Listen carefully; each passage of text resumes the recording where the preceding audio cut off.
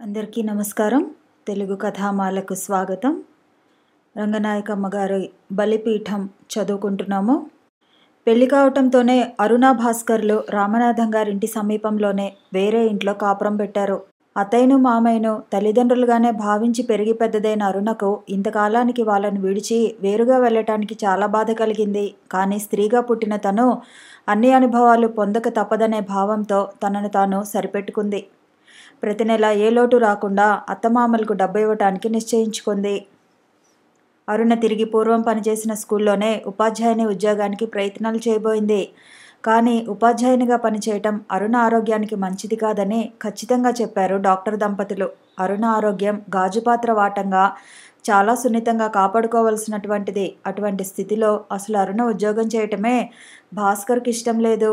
కానీ వైద్యానికి, వివాహానికి ఆయన అప్పు ఉంది.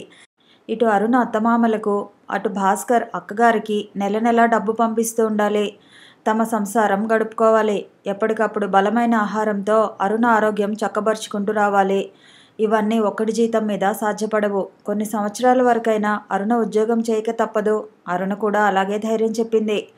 అరుణ ఉద్యోగం కోసం కొన్ని నెలల వరకు శ్రమపడ్డాడు భాస్కర్. ఎంతమంది స్నేహితులతో చెప్పి ఉంచినా, ఎంతమంది పరిచయస్తులను కలుసుకున్నా, ఎన్ని ఆఫీసులకు వెళ్ళి వచ్చినా కొంతకాలం వరకు ప్రయోజనమే లేకుండా పోయింది. ఆ ఉద్యోగ విషయంలో రామనాథం గారు కూడా శక్తి కొలది ప్రయత్నాలు చేశారు. అరుణ ఆరోగ్యానికి అన్ని ఉద్యోగాలు సరిపడవు. లేకపోతే ఏనాడో ఉద్యోగం వచ్చి ఉండేది. చివరికి 4-5 నెలలు గడిచేసరికి ఒక ఆఫీసులో గుమాస్తాగా ఉద్యోగం దొరికింది. అరుణ భాస్కర్ల కొత్త కాపురం స్వర్గసుఖాలతో సాగిపోతున్నది. అరుణ భాస్కర్కి ప్రాణం. అరుణ ఏం చేసినా భాస్కర్కి ఇష్టమే. అరుణ చిన్నపిల్లలాగే పంతాలు పడుతుంది, నెగ్గించుకుంటుంది. ఉదయం ఇంటి పనులలో భాస్కర్ అరుణకు చాలా వరకు సాయం చేస్తాడు. సాయంత్రం తిరిగి వచ్చి కబుర్లు చెప్పుకుంటూ గడుపుతారు. వంట చేయడానికి వంతులు వేసుకుంటూ సరదాగా దెబ్బలాడుకోవటంలో కూడా అరుణకు నిజంగా కోపం వచ్చేస్తుంది. అరుణకు తల మునిగేంత కోపం రానిచ్చి అప్పుడు బతిమాలుకుంటాడు భాస్కర్. కాళ్ళ వేళ్ళ పడి ప్రాధేయపడితే గానీ ప్రసన్నురాలై కోపగృహం నుంచి బయటికి రాదు అరుణ. ఉమ్మడిగా వంటకానిచ్చి అరుణ ఇష్ట ప్రకారమే సినిమాకో, షికారుకో, స్నేహితుల ఇళ్లకో, ఎక్కడికో తిరిగి రావటంతో పగలు గడిచిపోతుంది. ఒకరోజు గతంలోకి జారిపోతుంది. అరుణ తరచూ రేడియో కార్యక్రమాలలో కూడా పాల్గొంటుంది. భాస్కర్ వీలైతే ఎక్కడ ఉన్నా ఆ కార్యక్రమాలు విని ఇంటికి వచ్చి వాటిని గురించి విమర్శిస్తాడు. అరుణ వాదనకు దిగితే తనను తను మరిచి చాలా తీవ్రంగా మాట్లాడుతుంది. అరుణ ఒక మాట విసిరేసినా భాస్కర్ చిరునవ్వుతో సహిస్తాడు. తన తొందరపాటుకు పశ్చాత్తాపపడినా క్షమాపణ కోరుకోవడానికి సిగ్గుపడి ప్రసంగం మార్చివేస్తుంది అరుణ. భాస్కర్ అరుణను మౌనంగా పరిశీలిస్తుంటాడు. అరుణ, నీకీ తొందరపాటు, కించిత్ దురభిమానము లేకపోతే బాగుండును అంటాడు హాస్యంగా. ఏమీ బాగుండదు అంటుంది అరుణ నవ్వేస్తూ. సెలవు రోజుల్లో తీరిగ్గా కూర్చున్నప్పుడు భాస్కర్ తన చిన్నతనాన్ని గురించి, కరుణ సమాజాన్ని గురించి ఎన్నో కబుర్లు చెబుతూ ఉంటాడు. తన ఆశయాలు, అభిప్రాయాలు వెల్లడిస్తాడు. జీవితమంతా తీరని కోరికలేమీ లేకుండా సంతృప్తిగా గడిచిపోవాలంటాడు. అరుణ భాస్కర్ వడిలో పడుకుని అన్నీ వింటుంది. అనాథ సేవ పట్ల భాస్కర్ ఆసక్తికి ఆశ్చర్యపోతుంది. ఇష్టం లేని విషయాన్ని ఒక చిరునవ్వుతో తీసివేస్తుంది. భాస్కర్కు మరొక కోరిక ఉండిపోయింది. అది తన భార్యకు కళాభిమానం కలిగించాలని, ఆమె గొప్ప కళారాధకురాలు కావాలని. భాస్కర్ కరుణ సమాజంలో ఉండే రోజుల్లో సమాజంలో ఆదర్శ నాటక సమితిని స్థాపించారు. నాటకాల కోసం స్త్రీలు కావలసి వస్తే సమాజంలో సభ్యులైన పెద్దలెవరూ తమ ఆడవాళ్లను స్టేజీ ఎక్కించడానికి అంగీకరించేవారు కాదు. కుటుంబ స్త్రీలు కాలు పెట్టిన నాడే కళల ప్రతిష్ఠ పెరుగుతుంది, నిజమైన కళారాధన జరుగుతుంది అని భాస్కర్ ఎంత వాదించినా నిష్ఫలమైపోయేది. ఆనాడే భాస్కర్ నిర్ణయించుకున్నాడు. తను పెళ్లి చేసుకుంటే తన భార్యను ఒక నటిని చేయాలని. అది అరుణకు చెబితే నవ్వేసింది. పోదురు, మీవన్నీ పిచ్చి ఊహలు. మన వంటి వాళ్ళం స్టేజీ ఎక్కితే ఏం మర్యాదగా ఉంటుంది అనేసింది. నువ్వన్నీ ఇలాగే తీసిపారేస్తావు అరుణ. ఎవరో ఛాందస్సులు మాట్లాడినట్టు మాట్లాడతావేమిటి? స్టేజీ ఎక్కటం అంటే మర్యాద లేని పని అని నువ్వు అంటున్నావంటే నాకు చాలా బాధగా ఉంది. మన హృదయాలు నిష్కల్మషంగా ఉన్ననాడు నటన కోసం ఎవరి పక్కన నిలబడితే మాత్రం తప్పేమిటి? కళలు కళలంటూ అంతా కబుర్లు చెప్తారే, వాటి పవిత్రతని గోరంతలు కొండంతలుగా అభినందిస్తారే, ఆ కళారాధననే అమర్యాదగా, సిగ్గుచేటుగా భావిస్తారే. మీరు నేను ఆమోదిస్తే సరిపోతుందా? దానికి లోకం దృష్టిలో మంచి అభిప్రాయం లేనప్పుడు. ఒక మంచి పని చేసి చూపించే వరకు లోకం హేళన చేస్తూనే ఉంటుంది ఎప్పుడూ. అయినా నా వంటి వాళ్ళంతా నటించడానికి పనికి వస్తారా? దానికి మాత్రం ఎంత శక్తి కావాలి? మన నిజ జీవితంలో అనుభవిస్తున్న పరిస్థితులు, ప్రకటిస్తున్న భావాలు ఎవరికెవరూ నేర్పనవసరం లేదు. నటన అనేది వేరే ఎక్కడో లేదు. ప్రతి మనిషిలోనూ ఆ శక్తి ఉంటుంది. నిజ జీవితం అంటే దాని ప్రభావం అంతా మన హృదయాలకు సంబంధించి ఉంటుంది. సంతోషం కలిగితే నవ్వుతాం, కష్టం వస్తే ఏడుస్తాం. కానీ మన స్వంత కష్టసుఖాలు లేకుండా అవన్నీ చూపగలమా? నటించాలంటే అవి అందరికీ వస్తాయా? జీవించే ప్రతి వ్యక్తి నటించగలడంటే అర్థం లేదు. అందుకే కొంత శిక్షణ ఉంటుంది కదా. జీవితంలో నవ్వటం, ఏడవటం ఎరిగిన వ్యక్తి స్టేజి మీదైనా నవ్వగలడు, ఏడవగలడు. ఈ విషయంలో మాత్రం నా మాట నువ్వు విని తీరాలి, తప్పదు. అరుణ మాట్లాడలేదు. నీకు నిజంగా ఇష్టం లేదా అరుణ? అరుణ నవ్వి అంది. మీ హృదయం రోజురోజుకి వెడల్పుగా పెరుగుతోందేమిటా అని ఆలోచిస్తున్నాను. నువ్వు దాన్ని బంధించకుండా ఉంటే కదా. ఆంధ్ర రాష్ట్ర అవతరణోత్సవాలలో అరుణ ఆర్తనాదం నాటకంలో నాయికగా నటించింది. అంత గొప్పగా నటించగలదని భాస్కర్ కూడా ఊహించలేదు. అరుణ నటన గురించి అంతులేని ప్రశంసలు వచ్చిపడ్డాయి. అరుణని కన్నా మిన్నగా భాస్కర్నే పొగిడారు స్నేహితులు. నాటకం జరిగిన తర్వాత ఆ కబురు తెలిసి శాస్త్రి నిప్పులు తొక్కాడు. జగదాంబ విస్తుపోయింది. అరుణని పనిగట్టుకుని పిలిపించి చివాట్లు పెట్టారు ఇద్దరు. కులం తక్కువ వాళ్లతో చేరితే కోతిని తిప్పినట్టు తిప్పరు అనేసింది అత్త. అత్తయ్య అంటూ అరచింది అరుణ. ఎంత మాట అనేసింది అని విస్తుపోయింది. ఏమమ్మాయి, అంతకన్నా గొప్ప పని చేశావా? అతనికి బుద్ధి లేకపోతే నీకు లేకపోయిందా? మీ పెళ్లి జరిగిన దానికే సిగ్గుతో సగం చేస్తుంటే ఎక్కడో గుట్టుగా కూర్చోక వీధులెక్కి వేషాలు కూడా వేస్తావా? కాస్త పెద్దవాళ్ళం, మేం బతికి ఉన్నామని ఆలోచించి మరీ చేస్తుండు ఏది చేసినా. అరుణకు చాలా కోపం వచ్చింది. తనేం కాని పని చేసిందని ఇన్ని మాటలనటం. ఎప్పుడూ లేంది ఎందుకిలా దురుసుగా మాట్లాడుతుంది అత్తయ్య? పైకి అందరూ మెచ్చుకున్నట్టే ఉంటారు గాని వాళ్ళంతా లోపల ఎలా నవ్వుకుంటారో తెలుసా? అన్నాడు శాస్త్రి. అరుణ కిన్నురాలైంది. ఛీ, 10 మంది చెడ్డగా అనుకునేటప్పుడు తను ఎందుకీ పని చేసింది? మనుషులంతా మారాలి గాని తగుదునంటూ ఒక్కరు ముందుకు వస్తే ఏం ప్రయోజనం? ఇక ముందు ఇంకెప్పుడు ఇలా చేయించవద్దని అతనికి నేను చెప్పనా? అంది అత్త. జగదాంబ మాటలకు అరుణ విస్తుపోయింది. ఏమిటి వీళ్ళకింత ధైర్యం? ఆయన్ని వీళ్ళిద్దరూ శాసిస్తారా? వీళ్ళ ఇష్టప్రకారం ఆయన నడుస్తారా? ఏమే మాట్లాడవేం? అతనికి చెబుతాను. అందులో ఆయన్ని అడగాల్సిందేం లేదత్తయ్య. నాకిష్టమయ్యే చేశాను. నువ్వు దాచుకుంటే దాగుతుందటే అంది జగదాంబ ఉక్రోషంగా. అరుణ వాదన దేనికన్నట్టు మరేమీ మాట్లాడలేదు. ఇంటికి వెళ్ళాక జరిగిందేమీ భాస్కర్కు చెప్పలేదు అరుణ. ఆ మర్నాడు నటనకు సంబంధించిన పుస్తకం ఒకటి కొనుక్కువచ్చి అరుణకు బహూకరించాడు భాస్కర్. నేను అనుకున్నవన్నీ చేయగలిగాను. నీ సహకారమే లేకపోతే నా కోరిక ఎలా తీరేది చెప్పు? నువ్వు పెద్ద నటివి కావాలని ఆశీర్వదిస్తున్నాను అన్నాడు హాస్యంగా. ఇది ఉత్త స్వార్థం, నాకు తెలుసు. నేను పెద్ద నటినైతే మీకు మంచి పొగడ్తలు వస్తాయని అంది అరుణ నవ్వి పుస్తకం తిరగేస్తూ. అరుణ భాస్కర్ల మధ్య ఆటబొమ్మల, దేవుడిచ్చిన కానుకల ముద్దులు మూటగట్టే ఒక అందాల బొమ్మ అవతరించింది. అరుణ తను తల్లిని కాబోతున్నానని తెలుసుకున్న క్షణంలో ఏమిటో అయిపోయింది. ఆ ఆనందం పట్టలేననుకుంది. అందులో భాస్కర్కు భాగం పంచిపెట్టింది. ఊహ తెలియని దశలోనే సర్వం కోల్పోయి సాటి పిల్లలతో ఒక స్థానమంటూ లేకుండా పెరిగి తీవ్రమైన అనారోగ్యానికి లోనై జీవితం మీదే విశ్వాసం కోల్పోయిన తను ఈనాటికి ఇలా ఎన్నడూ ఊహించలేని విధంగా సౌభాగ్యవతి కాగలగటం, మధురమైన మాతృస్థానాన్ని పొందబోవటం ఒక ప్రత్యేకతగానే తోచింది అరుణకు. పాప చాలా తెల్లగా, తల్లి పోలికలతో అందంగా ఉంది. భాస్కర్కు గతంలో ఏ పాపను ఎత్తుకున్నా కలగని ఏదో కొత్త అనుభూతి కలిగి తన పాపను తాకి ముద్దులు పెట్టుకుంటుంటే మనసు పరవశమైంది. తను ఎంతోమంది పాపలను పెంచాడు, ఎంతోమంది పాపలతో పెరిగాడు. కానీ ఈనాటికి తన పాప వేరు. ఈ విషయాన్ని ఒకప్పుడు భాస్కర్ ఎంతమాత్రం అంగీకరించేవాడు కాడు. కానీ చిత్రమైన స్వపర భేదభావాలకు మానవులు అతీతులు కారనే సత్యం భాస్కర్కు అనుభవపూర్వకంగా అవగతమైంది. పాప తల్లి దగ్గర పాలు తాగుతుంటే తండ్రికి చూడాలనిపిస్తుంది. అరుణ సిగ్గుతో భాస్కర్ చిలిపితనాన్ని వారిస్తుంది. పాప నీ రంగు ఎంతో బాగుంది అరుణ అన్నాడు భాస్కర్ ఒకసారి. కాకపోతే మీ రంగు రానిస్తానా అంది అరుణ నవ్వుతూ. అదో మాదిరిగా అయిపోయాడు భాస్కర్. అది గ్రహించని అరుణ ఇంకా నవ్వుకుంటూ చెప్పింది. నిజం చెప్పొద్దు, పాప మీలా నల్లగా ఉంటుందేమోనని నాకు ఏదో చింతగానే ఉండేది. దేవుడి దయవల్ల ఇప్పుడు ఆ బెంగ లేదు. భాస్కర్ చటుక్కున లేచి వెళ్ళిపోయాడు. అరుణ అర్థం కాక కంగారుగా పిలిచింది. అయినా అతను వెనక్కు రాలేదు.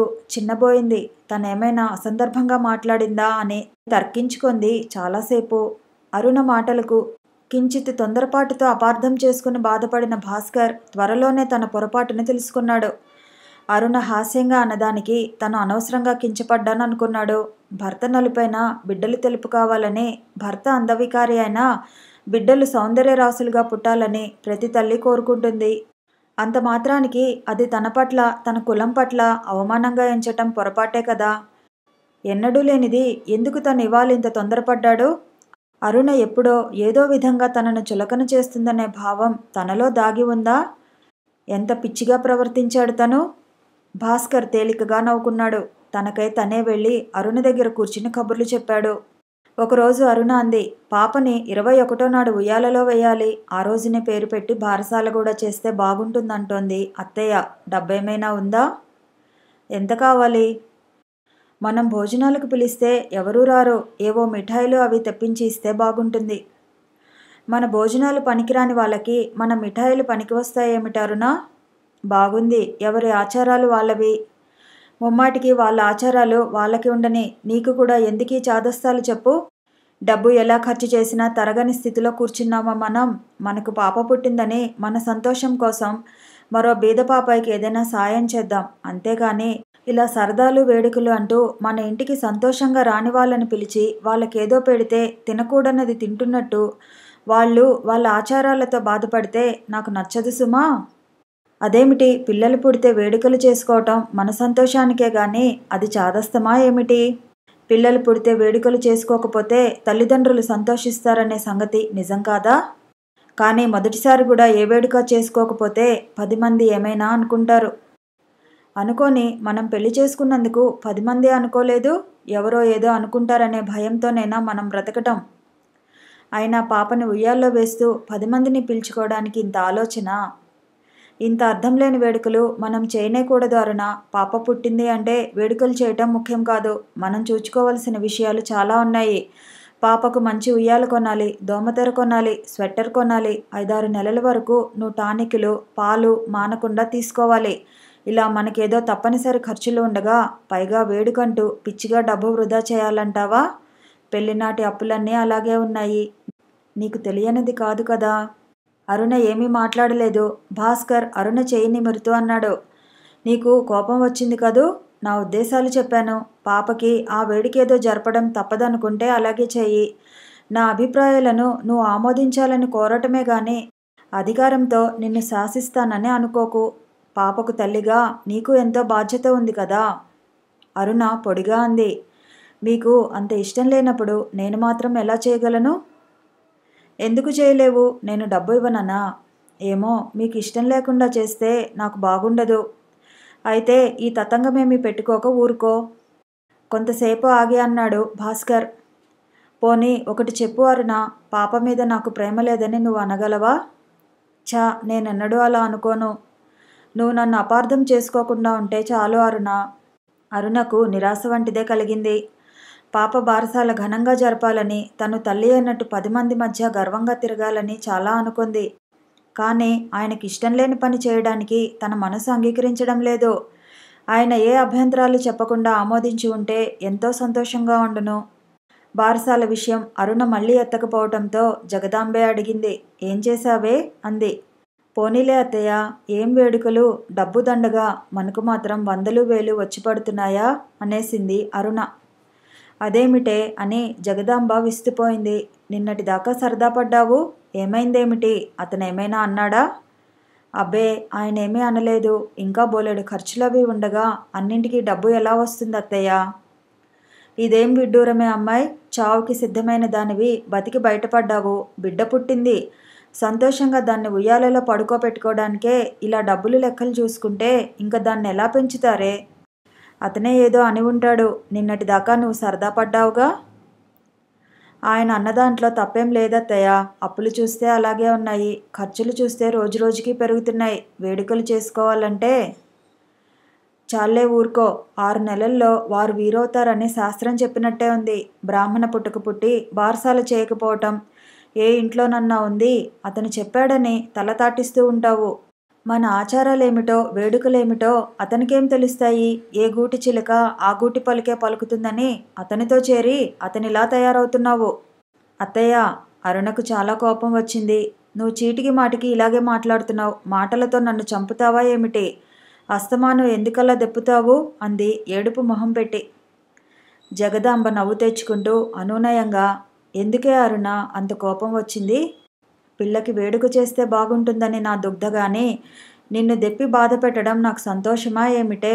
అయ్యో పిచ్చిపిల్ల, ఇంత మాత్రానికే మొహం దించుకున్నావా? అంది. అరుణ మాట్లాడకుండా కూర్చుంది. జగదాంబ తనలో తను అనుకుంటున్నట్టు సాగించింది. నాది పాపిష్టి రాత కాకపోతే లక్షణంగా నా కొడుకే బతికి ఉంటే ఈ బారసాలు చెయ్యటమా మానటమా అనే అనుమానమైనా వస్తుంది. అయ్యో కర్మ, మనిషిని బట్టి ఆచారాలు మార్చుకోవాలంటే ఒప్పుతుంది. స్వగతం చాలించి కాస్త పెద్దగా అడిగింది. పోనీ అతను ఒప్పుకోకపోతే పోయాడు. నీ చేతిలోనూ డబ్బు ఉంటుందిగా, నువ్వు చేయలేవు? అరుణ నిర్లక్ష్యంగా లేచి నిలబడి, నేను తప్పదంటే ఆయన డబ్బు ఇవ్వకుండా ఉండరు. ఆయనకి నచ్చని పని చేయటం నాకే ఇష్టం లేదు అనేసి గదిలోకి వెళ్ళిపోయింది. ప్రశాంతంగా నిద్రపోతున్న పాప పక్కలో కూర్చుంది. అరుణ మనసంతా చాలా చికాకైపోయింది. భాస్కర్ చెప్పింది సమంజసంగానే ఉంది. అన్నింటికీ ఇలా సమంజసాలు ఆలోచిస్తూ కూర్చుంటే అవుతుందా? పోనీ ఆ వేడికేదో చేసేసుకుంటే అత్తయ్యలా ఒకరు వేలెత్తి చూపించలేరు కదా. ఏ గూటి చిలక ఆ పలుకులు పలుకుతుందట. కులం తక్కువ వాళ్లకు వేడుకలేం తెలుసట. అత్తయ్య అంటే తను కోపం తెచ్చుకుని ఆవిడ నోరు మోయించగలిగింది గాని రేపు నలుగురు అలాగే అనుకుని చాటుగా నవ్వుకోరు. ఆయన ఇంత మాత్రం అర్థం చేసుకోలేకపోతే తనేమిటి చేసేది? ఆ సంఘటన ప్రభావం అరుణ మీద కొన్నాళ్ళ వరకు పనిచేసింది. చాలా విషయాల్లో భాస్కర్ దగ్గర ముభావంగా ఉంటూ వచ్చింది. భాస్కర్ బుజ్జగించి అడిగితే ఏదో అప్పటికి అందిన సాకులు చెప్పింది. రోజులు గడుస్తున్న కొద్దీ భాస్కర్ నిష్కల్మష ప్రవర్తనకు తలదించి అంతా మర్చిపోయింది. భాస్కర్ అరుణ ఆరోగ్యం కోసం ఎన్నో విధాలా సహాయపడుతున్నాడు. ఒకరోజు అరుణ పప్పు రుబ్బుతుంటే కొంచెం గుండెల్లో నొప్పి వచ్చింది. అదే పోతుందిలే అనుకుని నిర్లక్ష్యంగా రుబ్బుతున్న కొద్దీ నొప్పి ఎక్కువ కాసాగింది. వెంటనే చేయి కడిగేసుకుని లేచి వెళ్ళి పడుకుంది. భాస్కర్ పాపను నిద్రబుచ్చి వంటింట్లో జొరబడి ఆ పప్పు కాస్త కచ్చాపచ్చాగా రుబ్బేసి అట్లు కూడా పోసి అరుణ ముందు పెట్టాడు. అరుణ చాలా బాధపడింది. నేను చేసి పెట్టాల్సింది పోయి మిమ్మల్ని శ్రమ పెట్టవలసి వస్తోంది అంది నొచ్చుకుంటూ. తీరిగ్గా బాధపడదువు గాని లే, ముందు టిఫిన్ కానీ, పాలు చల్లారిపోతున్నాయి అంటూ మందలిస్తూ తొందర చేశాడు భాస్కర్. ఆ పూట వంట కూడా భాస్కరే చేశాడు. అరుణ ఆఫీసుకు వెళ్ళగలనని ఎంత మొత్తుకున్నా వినక సెలవు దరఖాస్తు వ్రాయించి తీసుకెళ్లాడు. అరుణకు సరిగ్గా నిద్ర లేకపోతే ఆరోగ్యం చెడుతుందని పాప విషయం చాలా వరకు భాస్కరే చూసుకుంటాడు. మీరు నా వల్ల ఏమీ సుఖపడటం లేదు అంటూ ఉంటుంది అరుణ అప్పుడప్పుడు ఏదో గుర్తుకొచ్చినట్టు. గొప్ప సత్యం కనిపెట్టావు గాని నోరు మూసుకుందు అనేస్తాడు భాస్కర్ చిరాగ్గా. భాస్కర్ రోజుల కొద్దీ ఆలోచించి పాపకు చక్కటి పేరు పెట్టాడు, జ్యోతి అని. అరుణ భాస్కర్ల అనురాగ జ్యోతి. భాస్కర్ అక్క సీతమ్మ తమ్ముడికి ఉత్తరం రాసింది. చిన్నవాడు గోపి మరీ అల్లరిగా తిరుగుతున్నాడని, వాడికి కాస్త భయం చెప్పి చదివించడానికి తీసుకెళ్లమని. భాస్కర్ ఆ సంగతి అరుణతో చెప్పాడు. తప్పకుండా పంపించమని వ్రాయండి. ఈ మాత్రం దానికి నన్ను అడగటం ఎందుకు? పాపను చూసి వెళ్తారు. వదిన గారిని కూడా రమ్మని వ్రాయండి అంది అరుణ. భాస్కర్ దారి ఖర్చులకు డబ్బు పంపుతూ అక్కయ్యకు ఉత్తరం రాశాడు. వారం రోజుల్లో సీతమ్మ గోపిని తీసుకువచ్చింది. ఆవిడ భాస్కర్ పెళ్లిలో వచ్చి వెళ్ళింది. మళ్ళీ రాలేదు. అరుణ దగ్గర ఉండటానికి ఆవిడ ఎందుకో బిడేపడుతుంది. అరుణ చూడపోతే బ్రాహ్మణ బిడ్డ. తమ్ముడు అన్ని విధాలా ఆవిడకు సరిపోతాడు. తను వాళ్ళ మధ్య ఉండటం ఏమంత బాగుంటుంది? ఎంతైనా వాళ్ళది కొత్త కాపురం. అందుకే తమ్ముడి దగ్గరికి రావాలనే ఉద్దేశం పెట్టుకోలేదు. వదిన గారు కూడా చిన్నతనపు చేష్టలు మానుకొని ఆడబిడ్డను అభిమానంగా చూడటం నేర్చుకుంది. మరిది బ్రాహ్మణ పిల్లను చేసుకుని లక్షణంగా కాపురం చేయటం వదిన గారికి చాలా సంతోషంగా గర్వంగా ఉంది. ఆ సంగతి అందరికీ చెప్పుకుంటూ ఉంటుంది. సీతమ్మ తమ్ముడి ఇంట్లో 4 రోజులు ఉండి గోపిని విడిచి తిరిగి ప్రయాణమైంది. అక్కయ్యను అన్నావదినలు అభిమానంగానే చూస్తున్నారని తెలుసుకున్న భాస్కర్ ఆమెని ఉండమనే అడగలేదు. సీతమ్మ మీద అరుణకు ఒక అభిప్రాయం లేదు. ఎప్పుడో పెళ్లిలో చూసింది, మళ్ళీ ఇప్పుడు చూసింది. ఎంతైనా మనిషి బ్రాహ్మణ స్త్రీలా లేదు. తన చాదస్తం గాని బ్రాహ్మణ స్త్రీలా ఎలా ఉంటుంది? ఎవరి కులం వాళ్ళది, ఎవరి ఆచారాలు వాళ్ళవి అనుకుంది. సీతమ్మకు అరుణకు ఏమంత సాన్నిహిత్యం ఏర్పడలేదు. తనకై తను అరుణను మాట్లాడిస్తూ తిరగటానికి సీతమ్మకు ఏమంత అవసరాలు రాలేదు. అరుణకు సీతమ్మతో కాలక్షేపం చేయడానికి అవకాశమూ లేదు, కోరిక కలగలేదు. ఆ 4 రోజులు ఇద్దరి మధ్య ముభావంగా గడిచిపోయాయి. గోపికి అరుణత్తయ్యను చూస్తుంటే ఒక దేవతను చూస్తున్నట్టే ఉంటుంది. అమ్మ వాళ్ళలా గాకుండా తెల్లగా, అందంగా ఉంటుంది. పెద్దత్తలా గాకుండా చక్కగా, స్వచ్ఛంగా మాట్లాడుతుంది. అరుణత్తయ్య ఏ పని పురమాయించినా చిటికలో చేసేస్తాడు. పాప ఏడవటం మొదలు పెడితే చాలు, ఎన్ని గంటలైనా ఎత్తుకుంటాడు. కూర్చుని చదువుకోమంటే బుద్ధిగా పుస్తకాలు తెరుచుకుని కూర్చుంటాడు. గోపికి బాగా ఇష్టమైన పని పాపను ఎత్తుకోవటం. తెల్లగా, బొద్దుగా, బొమ్మలా ఉండే పాపను ఎంతసేపైనా ఎత్తుకోవాలనిపిస్తుంది వాడికి. ఒకసారి గోపి పాపను ఎత్తుకొని తిప్పుతుంటే, భాస్కర్, ఎప్పుడు చూసినా పాపను ఎత్తుకునే తిరుగుతుంటావు, ఇక నీ చదువెప్పుడురా అన్నాడు. మరీ పాప ఏడుస్తోంది మామయ్య. పర్వాలేదు, ఉయ్యాల్లో పడుకోబెట్టి చదువుకో. ఇష్టం లేకుండానే పాపను ఉయ్యాల్లో పడుకోబెట్టేశాడు గోపి. ఎత్తుకు అలవాటైన పాప పడుకోబెట్టగానే ఏడుపు లంకించుకుంది. నేను వచ్చేస్తున్నాను, ఈ కాసేపటిలో ఎంత చదివేస్తాడు గాని ఎత్తుకోనిద్దరు అంది అరుణ వంటింట్లోంచి. అస్తమాను ఎత్తుకోవడం మంచిది కాదు అరుణ. కాసేపు ఏడ్చి అదే ఊరుకుంటుందిలే. లేకపోతే నేను ఎత్తుకుంటాను, వాణ్ణి చదువుకొని. అరుణకు కోపం వచ్చేసింది. ఇంటి నిండా జనముండి పసిదాన్ని ఏడిపించాలా అంటూ వచ్చి ఉయ్యాల్లో పిల్లను భుజం మీద వేసుకుని వంటగదిలోకి తీసుకుపోయింది. అరుణ కోపాలు అలవాటే భాస్కర్కు. తను నెమ్మదిగా వంటగదిలోకి నడిచాడు. అంతలోనే అమల వచ్చింది. ఎందుకే అక్కయ్య, పాప ఏడుస్తోంది అంటూ. భాస్కర్ పాపను తీసుకోబోతే ఇవ్వకుండా అరుణ అమలతో, సమయానికే వచ్చావు గాని కాస్త దీన్ని తీసుకో అమల, నాకు పని ఉంది అంటూ పిల్లని అమల చేతికిచ్చింది. చూడు అమల, మీ అక్కకి నా మీద కోపం వచ్చింది. ఇందులో చూడ్డానికి ఏముంది బావా, అక్క మీద నువ్వు కోపం తెచ్చుకో అంది అమల. మంచి సలహాయే, నిన్నే జడ్జిగా వేసుకోవాలి. అక్షరాల నేనెప్పుడూ న్యాయమే చెప్తాను. న్యాయం కూడా అన్ని చోట్ల పనికిరాదు మరదలా.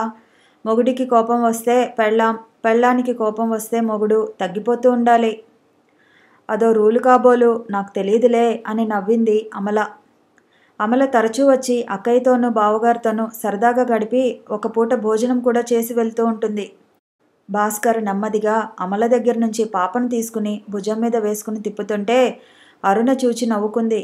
పాపం, ఉత్తిపుణ్యానికి తనే పెడార్థాలు తీసి నానా గొడవ చేస్తుంది. ఆయనకు తన మీద పాప మీద ఎంత అనురాగమని. అరుణ విచక్షణ జ్ఞానం లేని దానిలా ముందు తొందరపాటుగా ప్రవర్తించి ఎప్పుడో తన తప్పు తెలుసుకొని మదన పడుతుంది.